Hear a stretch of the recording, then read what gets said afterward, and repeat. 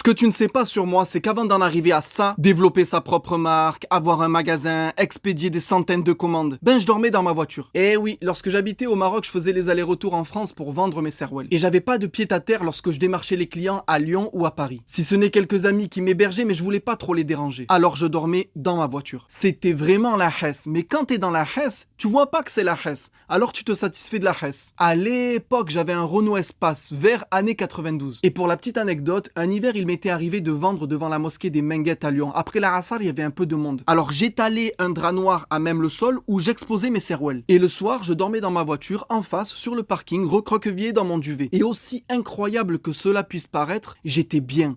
J'étais heureux, j'étais déterminé, en mode économie. Je mangeais une moitié de pizza le soir et je gardais le reste pour le lendemain. Si je vous raconte cela, c'est parce que des milliers d'entrepreneurs vivent la même chose, voire pire. Certains débutent leur projet, d'autres l'ont réussi, mais on a une chose en commun, la galère. Donc s'il te plaît, la prochaine fois que tu vois quelqu'un vendre devant la mosquée, évite de lui négocier son siwak à 1 euro.